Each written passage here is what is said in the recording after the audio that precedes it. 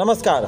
दरभंगा शहर नहीं, पूरे दरभंगा जिला में सबसे चर्चित भूमि विवाद अग्निकांड में जो बदला, एक और खुलासा हुआ है दरभंगा के इस तीसरे हत्याकांड एवं भूमि विवाद मामले में।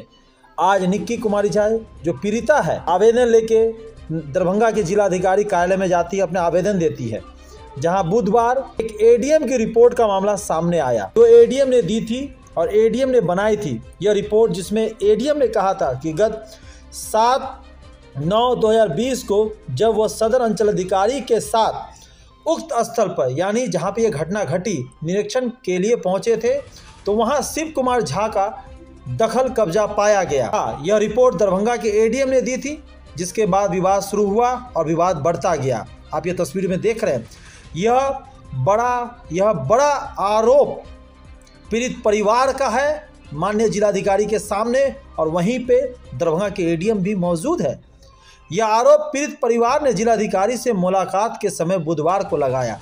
जब दरभंगा की जिलाधिकारी से मिलने के बाद जिलाधिकारी ने मांग पत्र सौंपने को कहा था, तो पीड़ित परिवार ने आज जिलाधिकारी को मांग पत्र में उन्होंने निक्की कुमारी की नौकरी के साथ साथ आर्थिक सहायता की भी मांग की है। इस दौरान एक पत्र दिखाया जिलाधिकारी को, जिसमें सीधा आरोप दरभंगा के एडीएम के ऊपर उसने लगाया है। एडीएम ने अपनी रिपोर्ट में बताया था इस ज़मीन के विषय में कि यह ज़मीन शिव कुमार झा के दखल कब्जा पाया गया था जब उन्होंने 7/9/2020 को उक्त स्थल का निरीक्षण करने पहुंचे थे।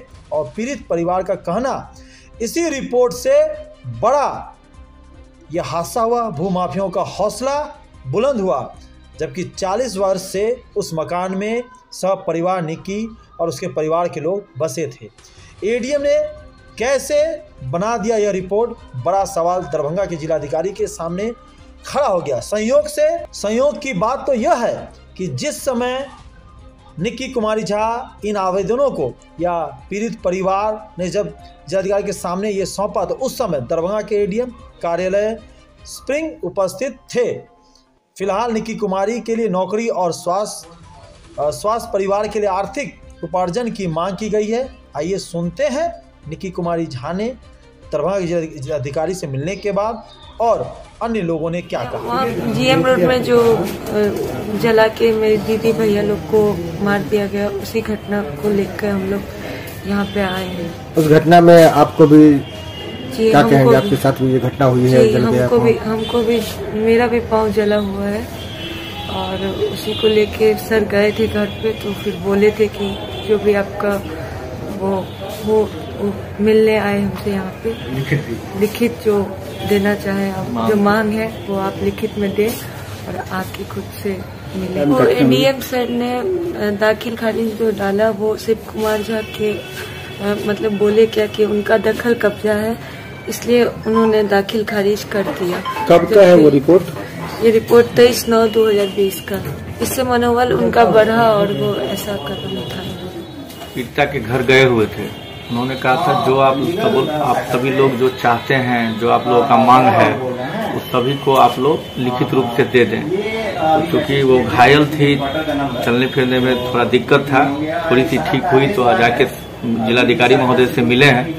जिलाधिकारी महोदय खुद उठकर आए और हम लोगों से, निक्की झा जी से प्रतिवेदन लिया है, और जो बिंदुवार इन्होंने मांग की है जल्द से जल्द मुआवजे की। एक घर में कमाने वाला व्यक्ति था, वो जलकर मर गया, तो एक सरकारी नौकरी की, और स्पीडी ट्रायल की भी मौखिक रूप से उन्होंने कहा है। जो सर ने कहा है कि इसके लिए हमने आदेशित कर दिया है कि स्पीडी ट्रायल हो।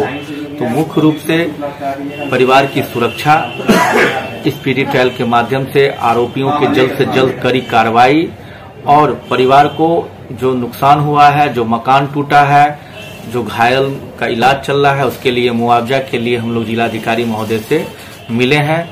और पीड़ित परिवार को और हम सबों को पूरा विश्वास है कि जिलाधिकारी महोदय के माध्यम से निश्चित रूप से सभी प्रकार की कानूनी कार्रवाई भी होगी, विधि सम्मत कार्रवाई होगी, और इनको मुआवजा भी मिलेगा, और जो भी सरकार के तरफ से मदद होगा और जो मांग पीड़ित परिवार ने किया है उसको पूरा करने का प्रयास किया जाएगा, ऐसा सर ने हम लोगों को आश्वासन दिया है।